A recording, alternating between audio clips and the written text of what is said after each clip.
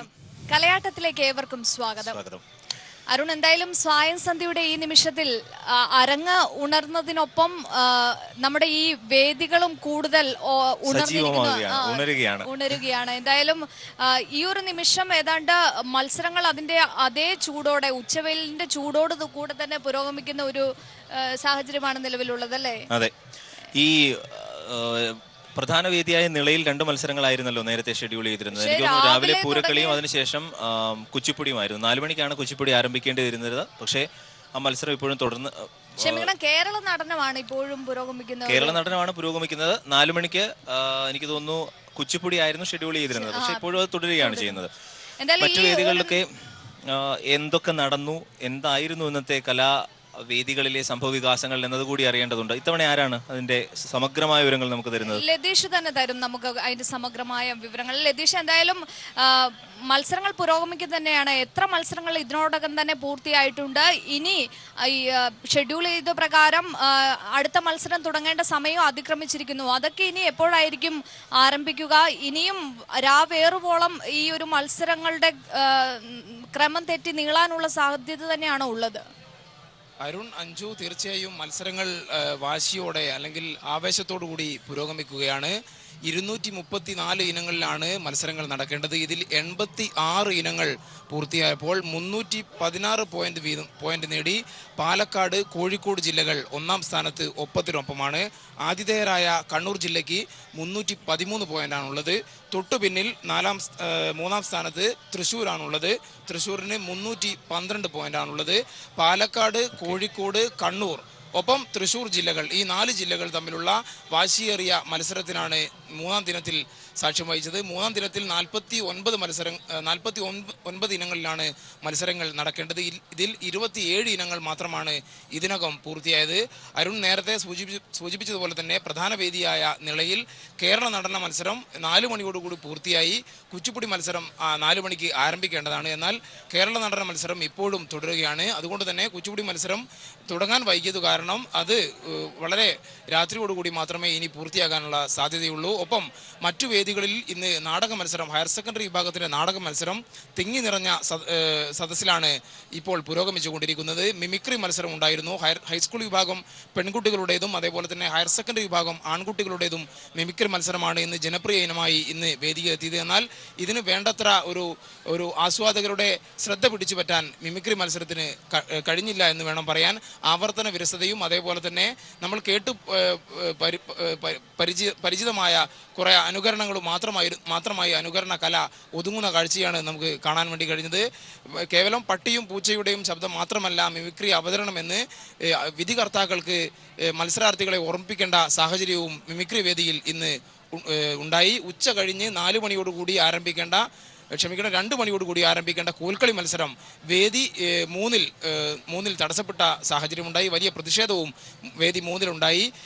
കളിക്കാൻ വേദിയിൽ സാഹചര്യമില്ല എന്നതായിരുന്നു പ്രധാനമായും പ്രതിഷേധത്തിന് ഇടയാക്കിയത്. ഇത് 2-ാം വേദിയിലേക്ക് മാറ്റിയിട്ടുണ്ട്. ഹയർ സെക്കൻഡറി വിഭാഗത്തിൻ്റെ കോൽക്കളി മത്സരമാണ് ഇപ്പോൾ തടസ്സപ്പെട്ടിരിക്കുന്നത്.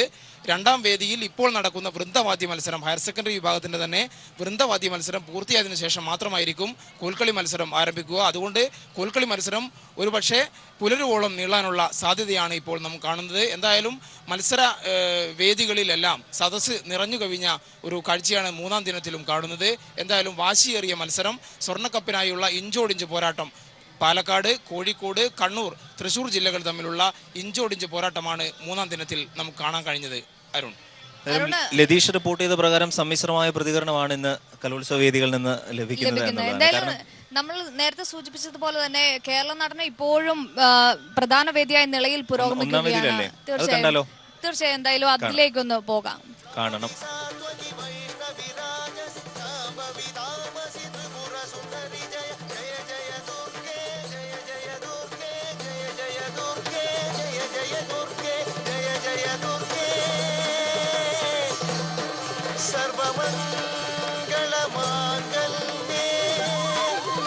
शिवे सर्वार्थ साधिके शरण्ये त्र्यंबके गौरी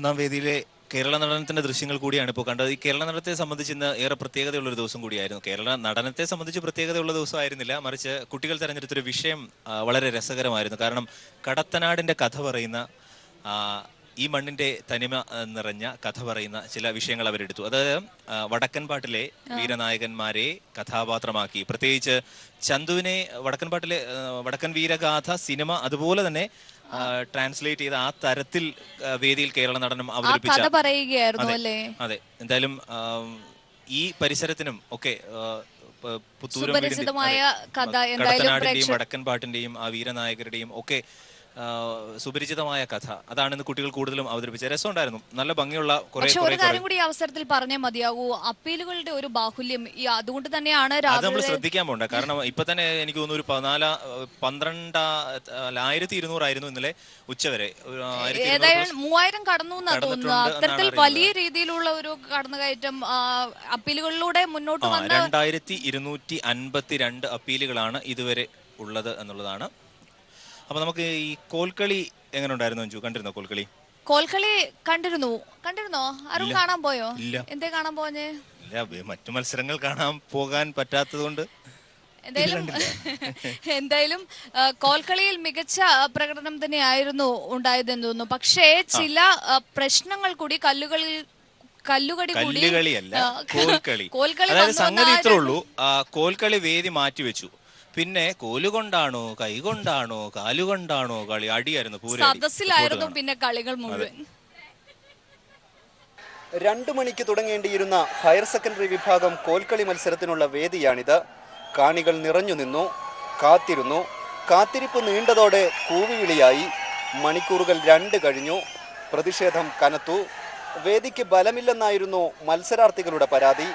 അധികൃതർ പരിശോധന പൂർത്തിയാക്കി വേദി മാറ്റിയതായി അറിയിപ്പ് വന്നു.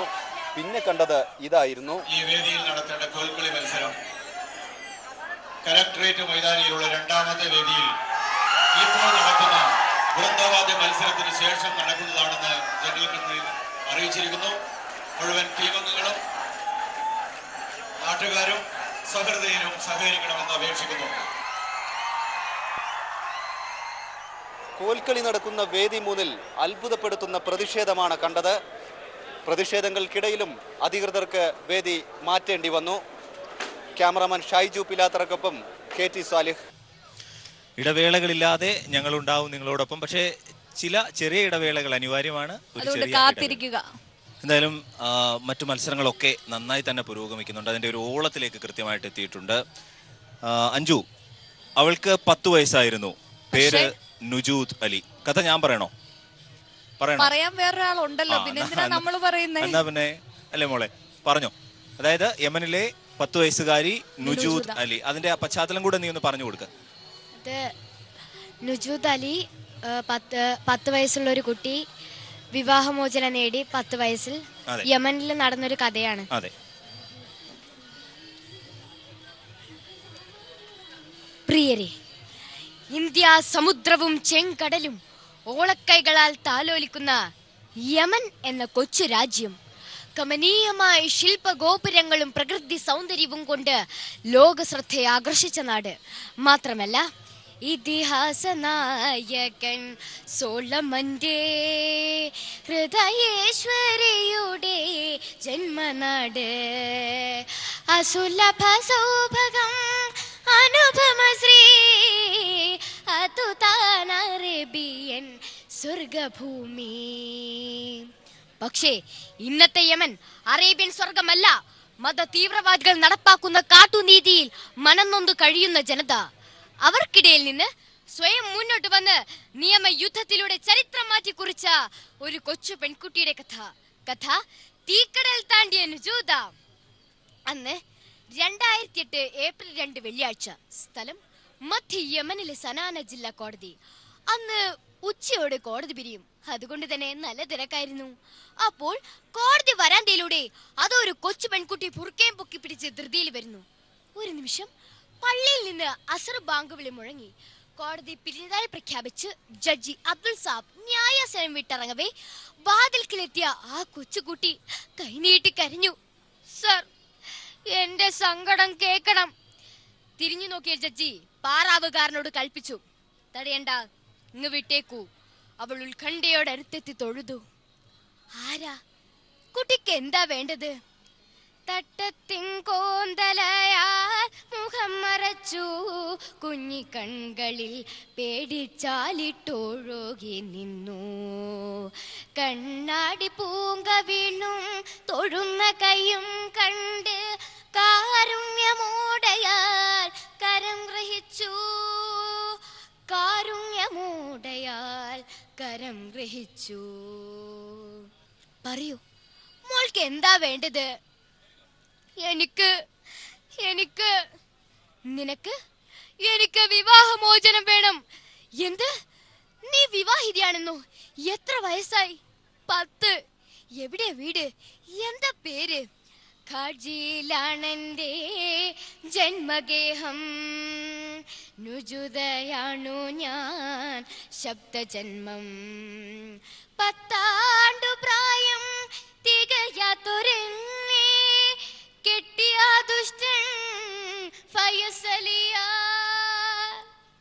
അതെ സാർ, എനിക്കൊന്നും അറിയില്ലായിരുന്നു. നിക്കാഹെന്ന് കേട്ടപ്പോ മനസ്സ് നിറയെ മധുര പലഹാരങ്ങളും പാട്ടും പട്ടുടുപ്പും ഒക്കെ ആയിരുന്നു. പക്ഷേ എന്നെ കെട്ടിക്കൊണ്ടുപോയ ആ വീട്ടിൽ ആ ദുഷ്ടൻ ഫയസലിനെ പച്ചക്ക് കടിച്ചു കീറുന്നു, കഠിനമായി പീഡിപ്പിക്കുന്നു. ഇനിയും എനിക്ക് സഹിക്കാൻ വയ്യ. അടിയന്തരമായി വിവാഹമോചനം അനുവദിച്ചില്ലെങ്കിൽ ഞാൻ ചത്തുപോകും.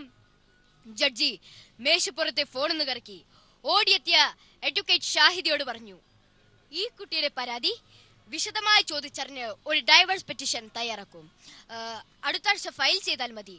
അതുവരെ ഇവളെ നിങ്ങളുടെ വീട്ടിൽ നിർത്താൻ ചെയ്യാം സർ. വക്കീൽ പണിയോടൊപ്പം സാമൂഹ്യ നീതിക്ക് വേണ്ടി പോരാടുകയും ചെയ്യുന്ന ഷാഹിദ വക്കീൽ നുജൂദിൻ കൂട്ടി വീട്ടിലെത്തി. തന്റെ കൊച്ചു മക്കളോടൊപ്പം ഓടിക്കളിക്കുന്ന നുജൂദ് വക്കീൽ വേദനയോടെ നോക്കി നിന്നു. വട്ടമുഖവും തിളങ്ങുന്ന കണ്ണുകളുമുള്ള ഒരു കൊച്ചു സുന്ദരി. ഇവൾക്ക് നഷ്ടപ്പെട്ടത് വിദ്യാഭ്യാസം, ഒപ്പം ബാല്യവും. മർത്യനെത്ര മനോഹര നാമം ചീർത്തൊരാസുരഭീകര ഭാവം. മർത്യനെത്ര മനോഹര നാമം ചീർത്തൊരാസുരഭീകര ഭാവം. ചിത്രവർണ്ണ നിരാമയ ബാല്യം ഇത്രമേൽ ദുരിതാമയമകയോ, ഇത്രമേൽ ദുരിതാമയമകയോ. അന്നു രാത്രി അവൾ ആ കഥ പറഞ്ഞു. വക്കീലുമ്മ എല്ലാം കുറിച്ചെടുത്തു. ഇല്ലായ്മയുടെ നടുവിൽ നട്ടം തിരിയുന്ന ദരിദ്ര കുടുംബത്തിലെ 4ാമത്തവളാണ് ഞാൻ. ബേണ്ട ബേണ്ട എന്ന് മുറവിളി കൂട്ടിയാലും പടച്ച റബ്ബ് പട്ടിണിക്കാർക്ക് മക്കളെ കോരി കൊടുക്കുമത്രേ. അങ്ങനെ വേണ്ടാതെ കിട്ടിയ കുട്ടിയാണത്രേ ഞാൻ. ആരോഗ്യം ക്ഷയിച്ച് ഉമ്മ പെറ്റിട്ട് ഈ എലിക്കുഞ്ഞിനെ നോക്കി അയൽക്കാര് പറഞ്ഞു അത്രേ, ഇത് ബാക്കിയാവൂല. എന്നിട്ട് ഈ സങ്കടം കുടിക്കാൻ ഞാൻ ബാക്കിയായി. നുജൂദ, കരയല്ലേ, പറയൂ, നിക്കാഹിന് ഉമ്മ സമ്മതിച്ചോ? ബാക്കിയൊക്കെ ചരിത്രമാണ്. കളിക്കാനും പഠിക്കാനും പറന്നു നടക്കാനും ഒക്കെ ചെയ്യേണ്ട പ്രായത്തിൽ ഒരു ഭരണകൂടം അവളോട് കാണിച്ച തോന്നിയാസങ്ങളുടെ അതിജീവനത്തിന്റെ കൂടെ വളരെ ഗൗരവമുള്ളൊരു കഥയാണ് അത്. വെറും 10 വയസ്സുകാരിയായ നുജൂദ അലി. യമനിലെ ഭരണകൂടം എന്താണ് അവളോട് ചെയ്തത്, ഒടുവിൽ അവൾക്ക് എന്താണ് സംഭവിച്ചതെന്ന്. നല്ല കഥയായിരുന്നു മോളെ, നല്ല തെരഞ്ഞെടുപ്പുമാണ്. മേധാ പ്രദീപ്. ഏത് സ്കൂളാ? ഞാൻ saint Teresa's Anglo Indian higher secondary school, Kannur. അപ്പീലിലൂടെ അല്ലേ വന്നേ? കോട്ടപ്പീല്. എപ്പീല് കിട്ടിയിട്ടില്ല, DD കോട്ടപ്പീല് വന്നു. എന്തായാലും നന്നായിരുന്നു, നല്ല വിഷയമായിരുന്നു തെരഞ്ഞെടുത്തത്. എന്തായാലും ആശംസകൾ മോളെ. എനിക്ക് തോന്നുന്നു ഇത്തരത്തിലുള്ള പെർഫോമൻസ് വളരെ അപൂർവമായി മാത്രമാണ് ഉണ്ടാവുന്നത്. വിനോദ് കോവൂർ ഇന്ന് ഇവിടെ വന്നിരുന്നല്ലോ, എന്താ പറഞ്ഞ വിനോദേട്ടൻ? ഇന്ന് എന്തായാലും നമ്മൾ ഏറെ ഉറ്റുനോക്കിയിരുന്ന ഒരു മത്സരമായിരുന്നു മിമിക്രി. പക്ഷേ പ്രതീക്ഷിച്ച പോലെയുള്ള ഒരു മെച്ചം എല്ലാ വർഷത്തെയും പോലെ ആവർത്തന വിരസം തന്നെയായിരുന്നു. എപ്പോഴും കാണാറുള്ള ചില പ്രകടനങ്ങൾ മാത്രം അത് തന്നെ ആവർത്തിക്കപ്പെടുന്ന ഒരു കാഴ്ചയാണ് കണ്ടത്. അത് തന്നെയാണ് അദ്ദേഹത്തിന്റെ ഒരു ദുഃഖവും, അല്ലേ? അതെ.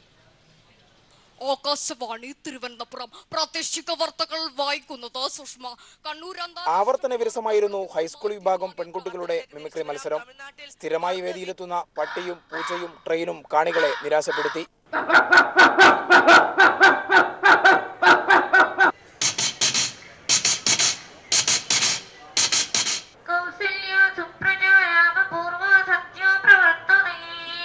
നോട്ട് പ്രതിസന്ധിയാണ് അല്പമെങ്കിലും കൈയടി നേടിയത്. മുമ്പിൽ ക്യൂ നിന്നതാണ് ഞാൻ. നവ്യ നായർക്ക് എന്താണ് പറയാനുള്ളത്? എനിക്ക് കിട്ടിയുള്ളൂ, എനിക്ക് മാത്രമേ കിട്ടിയുള്ളൂ. അത് 2000 നോട്ടാ കിട്ടിയത്, ചില്ലറൊന്നും കിട്ടിയില്ല. മോദിയേട്ടാ എന്തിനാ പൊട്ടിപ്പുറത്തെ വെറുതെ ക്യൂ നിൽപ്പിക്കുന്നത്? മത്സരം നിരാശപ്പെടുത്തിയെന്ന് സദസ്സിലുണ്ടായിരുന്ന വിനോദ് കോവൂർ പറഞ്ഞു. ഒരു പുരോഗമനവും വന്നിട്ടില്ല എന്നുള്ള വളരെ ഒരു 4-5 പെൺകുട്ടികൾ ഭേദപ്പെട്ട് ചെയ്തു എന്ന് കഴിഞ്ഞാൽ ബാക്കി 15 കുട്ടികളും വളരെ നിരാശയാണ് തന്നിരിക്കുന്നത്. ഇപ്പോഴും ഈ പട്ടിയും പൂച്ചയും കരയുന്നതും പ്രഭാതം പൊട്ടി വിരിയുന്നതും കുതിരയുടെ കുളമ്പടി ശബ്ദവും ട്രെയിന് പോകുന്നതും ഒക്കെ, ട്രെയിന് പോകുന്ന ശബ്ദമൊക്കെ കേട്ട് കഴിഞ്ഞാൽ നമുക്ക് സങ്കടം തോന്നും. പട്ടിയും പൂച്ചയും മാത്രമല്ല മിമിക്രി എന്ന് വിധികർത്താക്കളും മത്സരാർത്ഥികളെ ഓർമ്മിപ്പിക്കേണ്ടി വന്നു.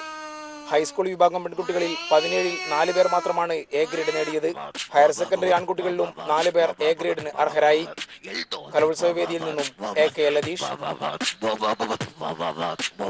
പക്ഷേ പ്രതീക്ഷ നഷ്ടപ്പെടേണ്ട ചില ഒറ്റപ്പെട്ട പെർഫോമൻസ് കൂടി ഉണ്ടായിരുന്ന പെൺകുട്ടികളുടെ ഭാഗത്തു നിന്ന് മിമിക്രിയിൽ. ആ റിപ്പോർട്ടൊക്കെ കാണാം ഒരു ചെറിയ ഇടവേളയ്ക്ക് ശേഷം.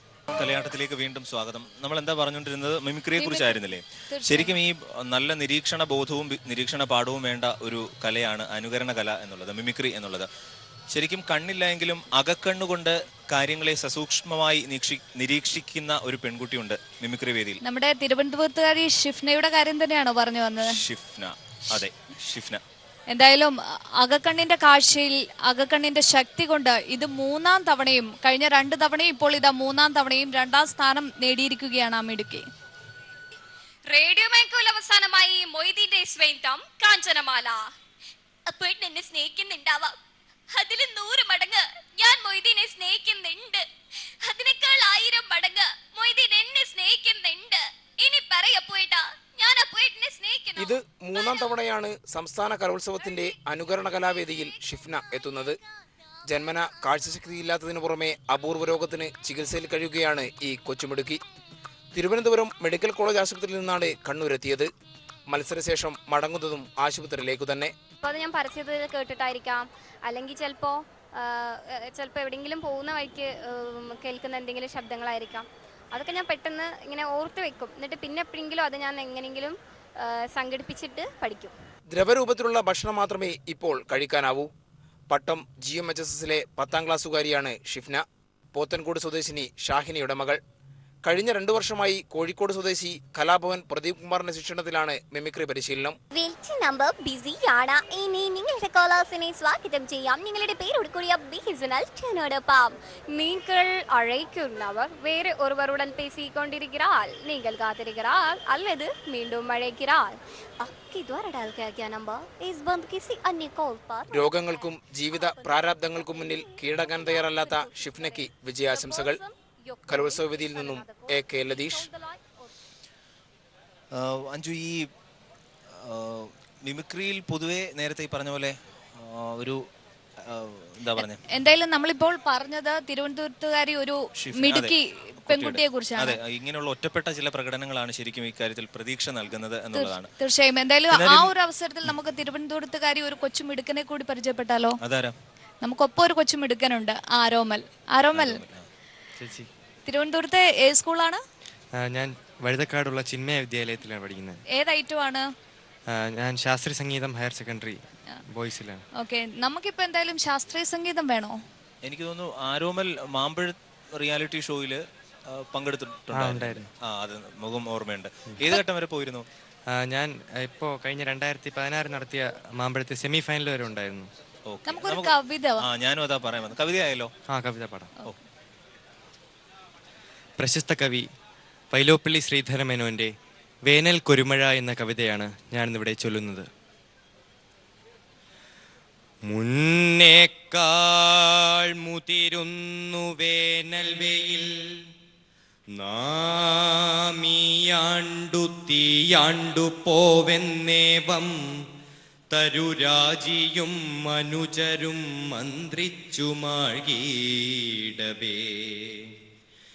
എന്നെ വിസ്മയം അഭ്രപാളികളതാ മാനത്ത് കാറ്റും മുതാ വന്നേറി, മണിമുത്തു പോലെ ചിതറി വർഷാമ്പു ഹർഷാകുലം യോജിച്ചു തുലാത്തിലെ കറവയൽ തങ്ങാതെ എങ്ങാനുമേ പോയോരമ്പുധരങ്ങൾ പൈക്കൾ അകിടും മുറ്റിത്തിരിച്ചെത്തവേ ഭൂയോ പിത്വരയോടു പാൽക്കറ നടത്തിയിടും പ്രകൃത്യംബയോ വായോ എന്നു ചരാചരങ്ങളെ വിളിക്കുന്നു കുടിച്ചിടുവാൻ പൊള്ളിത്തൂങ്ങിയ മാങ്ങകൾക്കു കവിൾ മിന്നുന്നു പിലാവിൽ കരുമുള്ളിൽ കോൾമയിൽ പൂണ്ടു വീർത്ത വയറിൽ ചായുന്നു തൈച്ചക്കകൾ തുള്ളിക്കൊണ്ടു ചിരിപ്പു വെള്ളില കുടിക്കുമ്പോൾ തേറിച്ചോരു പാൽ തുള്ളിക്കൊത്തു കുരുത്തു കാൺമൂ കുളിരും മുല്ലക്കിളം കോമളം പോവാനുണ്ടു തിടുക്കമില്ല കുടയെന്നാൾക്കാർ കടത്തിണ്ണയിൽ ചേൽവാക്കോതിരിക്കവേ ഉലകമെമ്പാടും കുലുങ്ങും വിധം മാനത്തിടിവെട്ടിടട്ടെ ഇടിവാൽ മിന്നട്ടെ എന്നാലും എന്താവാൻ മിന്നി മുഴങ്ങുമാറു ഫലിതം ചൊല്ലിച്ചിരിപ്പൂജനം. എന്തായാലും എത്ര നേരം വേണമെങ്കിലും കേട്ടുകൊണ്ടിരിക്കാൻ രസമാണ്, സുഖമാണ്. കാരണം കാതിന് ഇമ്പമുള്ളതാണ്, നല്ല ശബ്ദമാണ്, നല്ല മുഴക്കമുള്ള ശബ്ദം. ഇതിനെക്കുറിച്ച് ആധികാരികമായി പറയാനല്ല, പക്ഷേ നല്ല കവിത കേട്ടാൽ നല്ലതാണ് എന്ന് പറയാനറിയാം, ആസ്വദിക്കാൻ അറിയാം. അതെ. എന്തായാലും മോനെ എത്ര നാളായി സംഗീതം അഭ്യസിക്കും? ഒരു നിമിഷം, ഒരിടവേള. എന്നാലും ഇനിയുള്ള സമ്പൂർണമായ റിസൾട്ട് ഒപ്പം മറ്റു വിശേഷങ്ങളൊക്കെ നമ്മൾ എപ്പോഴായിരിക്കും എത്തിക്കുക? കൃത്യം 7:30 തന്നെ നിങ്ങൾ അവിടെ ഉണ്ടാവണം. ഞങ്ങൾ വീണ്ടും എത്തും. അപ്പൊ 7:30 പ്രത്യേക പരിപാടി. 7-ന്റെ ബുള്ളറ്റിനിൽ മറ്റ് വാർത്താ വിഭവങ്ങളും ഉണ്ടാകും കലോത്സവവുമായി ബന്ധപ്പെട്ട്. അപ്പോൾ ഇപ്പോൾ തിരികെ തിരുവനന്തപുരം സ്റ്റുഡിയോയിലേക്ക്.